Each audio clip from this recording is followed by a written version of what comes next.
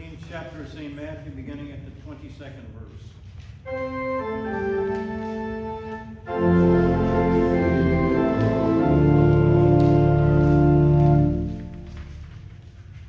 Immediately, Jesus made the disciples get into the boat and go before him to the other side, while he dismissed the crowds. And after he dismissed the crowds, he went up to the mountain by himself to pray. When evening came, he was there alone. But the boat by this time was a long way from the land, beaten by the waves, for the wind was against them. And in the fourth watch of the night he came to them, walking on the sea. But when the disciples saw him walking on the sea, they were terrified, and they said, "It is a ghost." And they cried out with fear. But immediately Jesus spoke to them, saying, "Take heart, it is I. Do not be afraid." And Peter answered him, "Lord, if it is you, command me to come to you on the water." He said, "Come." So Peter got out of the boat, walked on the water, and came to Jesus. When he saw the wind, he was afraid, and beginning to sink, he cried out, "Lord, save us." Jesus immediately reached out his hand and took hold of him, saying to him, "O you of little faith, why did you doubt?" And when they got in the boat, the wind ceased, and those in the boat worshipped him, saying, "Truly, you are the Son of God." Here ends the gospel for the day.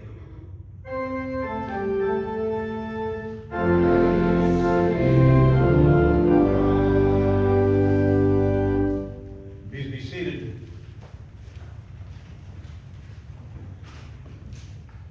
When you start preparing a sermon for the Sunday coming up, one of the things you feel is necessary to have some kind of title, some kind of theme, something that catches the ears, that will help you to remember it throughout the week. I don't know how many of you remember what is said on Sunday morning, but I think if we did a test of people on Sunday afternoon, most of it might be lost. But having a theme or something that's catchy very often captures someone, and because they get the theme, they can relate it to the rest of the sermon, rest of the service.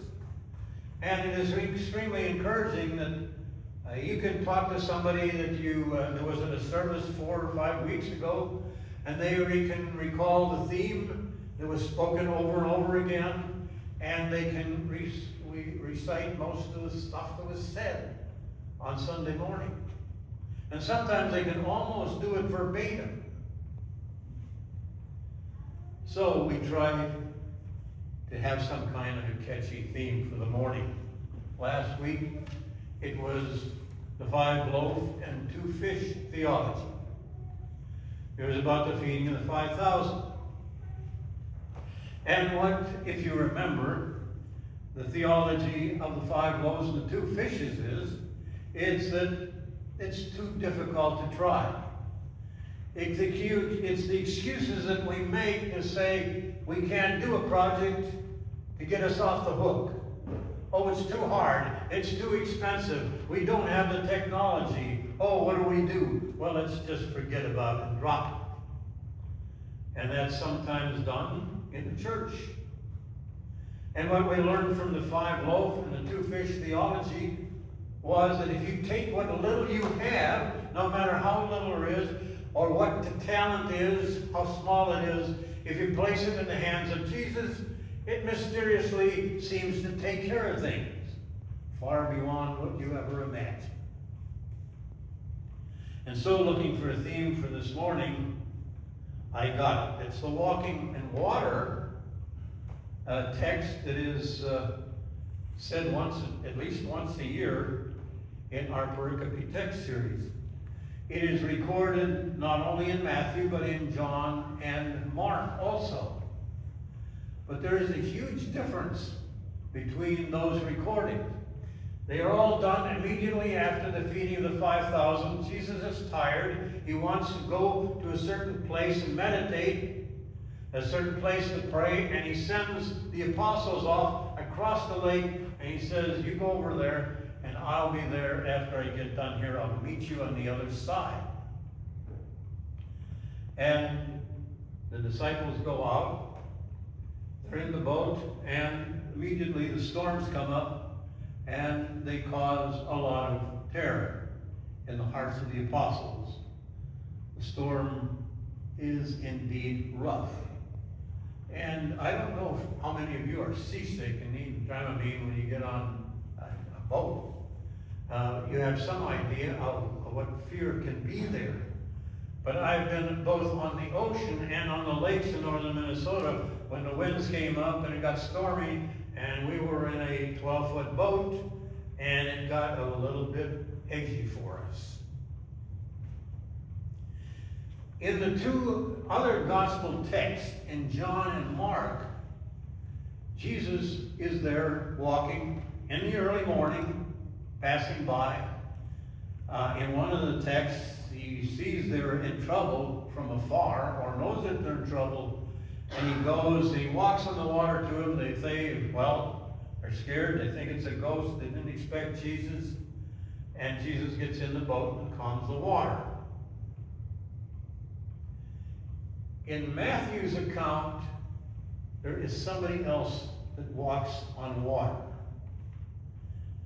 And that's what we're going to concentrate on today.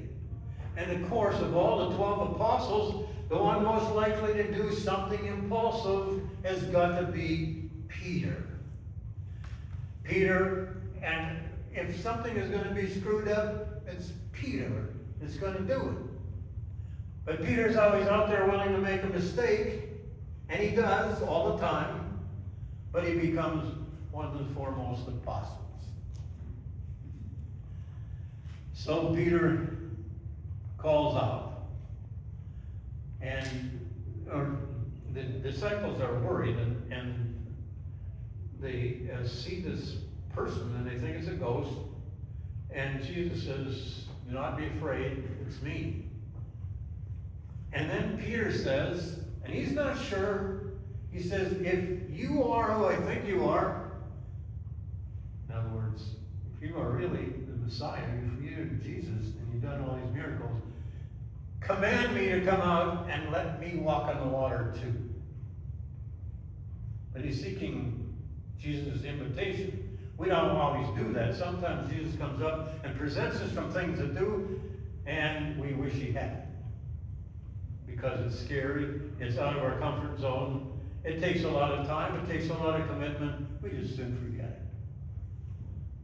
But Jesus says, come on, get out of the boat, walk on water. Peter gets out of the boat, gets afraid, starts to sink, calls out for Jesus to help him, and Jesus rescues him. So the theme of this sermon is, now, we've had a lot of preparation for it, is that if you want to walk on water, you got to get out of the boat. If you want to walk on water, you got to get out of the boat. I thought that was pretty clever. And the reason I can say that is because I'm not the one that wrote it. I'm not the one that thought it up. The one that thought it up was a man by the name of John Ortberg. He's a Presbyterian minister. He served in Menlo Park, California.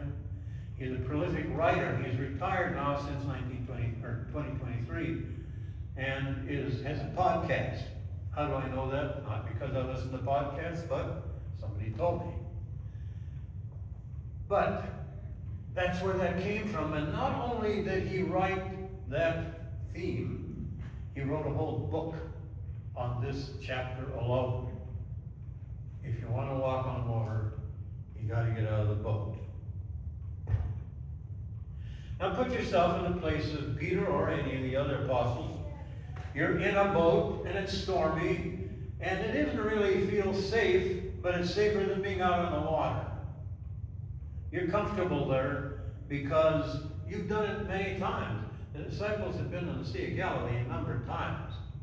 And they were relatively certain, as fishermen and professional water people, they could take care of things. It was a little rocky, but they could do it. It was a safe place. See, that's what the theme of the boat is. The boat is your safe place. The place that you really don't want to leave, where you've got a certain degree of comfort, and it's a place you can retreat to if somebody asks you to do anything special. That's true in the church too. When we are asked to do something, sometimes it terrifies us. We want to run, but we have a safe place. Well, I can't do it because of this, or it interferes with this, and I can simply find a way out. When Jesus calls us to particular things to do, and we feel that we're afraid, we're going to try and get out of it. Fear will tell you what your boat is. In life, when you are trying to do something positive, something beyond what you normally do, when you start to fear it, it's going to tell you, yeah, retreat to your safe place. But Peter is not all that concerned about safety, I guess, because he called out to Jesus, and Jesus identifies himself, and he says, yeah, Peter, get out of the boat. And Peter jumps out. Now Peter is also walking on water. Well, you know the rest of the story if we read the text already. He takes his eyes off Jesus. He was walking fine on the water up until then, took his eyes off him, said, man, that's a bad wind. No, the waves are really high. I'm kind of in a wrong place. And he starts to sink. And he calls out to Jesus to rescue him. That ever happened to you? You didn't want to do something, you jumped out and said, well, I'm going to do it anyway, and all of a sudden, it's not all that comfortable. And you ask for some kind of deliverance from the job or the task at hand. So, getting out of the boat is risky. It just is. It's hard to swim in choppy waters in a large body of water. But then there's nothing safe, is it? Nothing is really safe. I've got a friend of mine who's never flown in an airplane. Why don't you fly? Oh, because it's so scary, it's so risky. Man, if that plane goes down, you got no chance. And you sit there and tell them that you drove to the airport this morning and that driving makes you 110 times more liable to have an accident than if you get on that airplane. It doesn't seem to make any difference. And people find all kinds of ways to stay in the safe zone. You can stay basically in bed. But listen to this. There are 500,000 people every year that are admitted to the emergency room of a hospital for falling out of bed. There's no place safe. And God and His Son always call us into places that we don't want to go. Abraham. Abraham is living fine with his relatives. He is respected. He is the leader of the community. And God comes and tells him He's got a task for him. I got you someplace to go. And Abraham says, oh, well, where is it? And God says, I haven't figured it out yet. But just follow me. Come along. We'll work it out between the two of us. Moses has killed an Egyptian, escaped from Egypt. He's found a family. He's starting to become very, very successful as a farmer and a sheep herder. And he sits down one day and a burning bush starts to talk. A voice comes to him and said, Moses, I got a task for you. What is it? You're going back to Egypt. Don't want to go to Egypt. I can find just right here. This is my boat. God says, Moses, get up and go. And Moses goes. If you step up to the plate, you're probably going to strike out more times than you hit home runs. But life is risky. So if life is risky, then we have to prepare for that risk. We got to accept failure as a part of growth. Peter got out of the boat and he walked on water. And then he recognizes that he's in a bad place. He starts losing faith, takes his eyes off Jesus, and he starts to sink. Was Peter a failure? We could say Peter was a failure, but Peter learned some very, very important things. Peter learned that it was possible to walk on water. You could do things you didn't think you could do. He found out that you could have problems, that problems come in the way. But he learned if you called out to Jesus, he was there to bear you up. Can you think, if you learned those three basic facts of life and of faith, that you're a failure? No, Peter was not a failure. He started to sink, but he knew enough to call upon Jesus to rescue him. And that's where we have to be too. When you send us out, send us a task to do, in the church, yeah, it's risky to take a job in the church. You might get criticized. Oh no, I rephrase that. You will be criticized.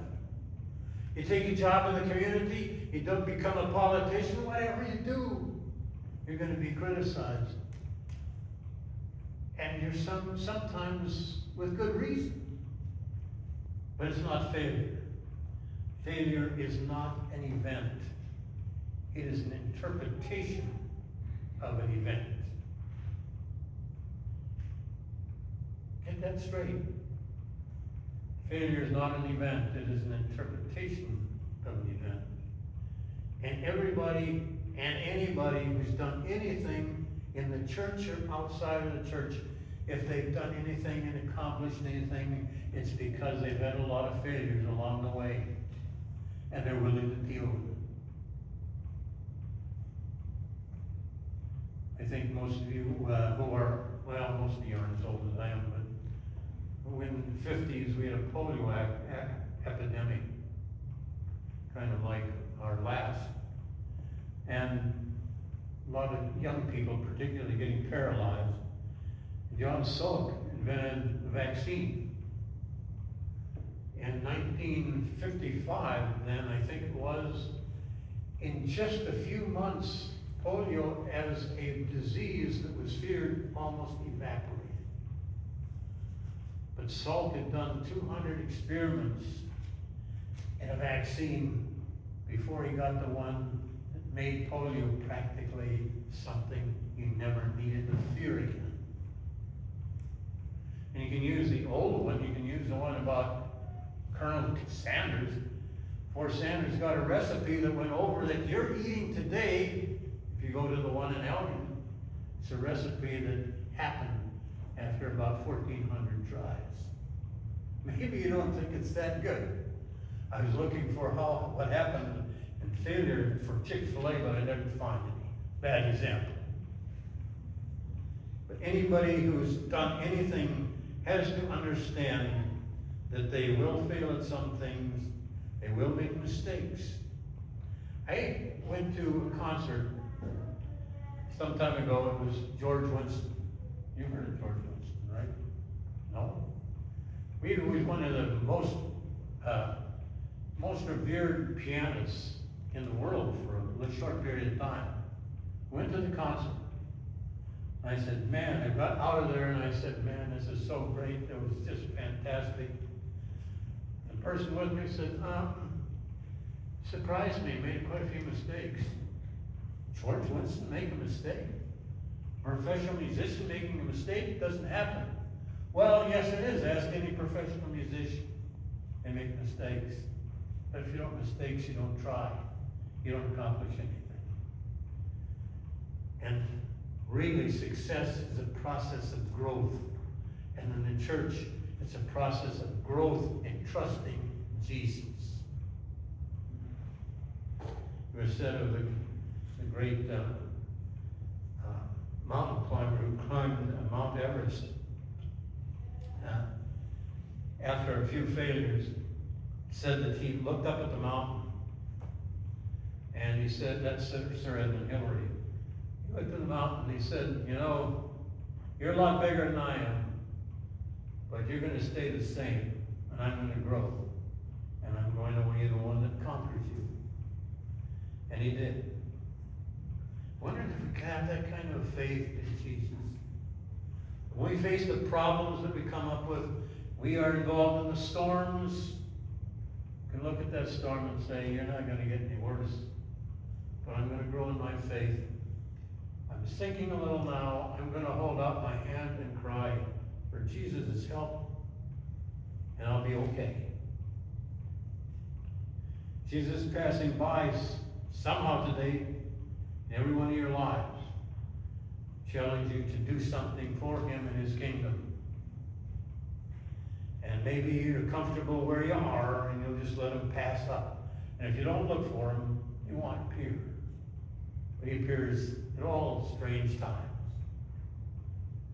And if you reach out your hand and take his hand, every once in a while you'll walk on water and have an experience that you'll remember the rest of your life in terms of giving something to somebody else that mattered, changed their life, and changed their faith. Every once in a while you'll walk on water and you'll do things you never thought you could. You'll understand that it's possible to have that special experience. You'll understand that there will be blocks that get in the way, but you will also understand that if we reach out your hand to Jesus, he will catch you and bear you up. Amen.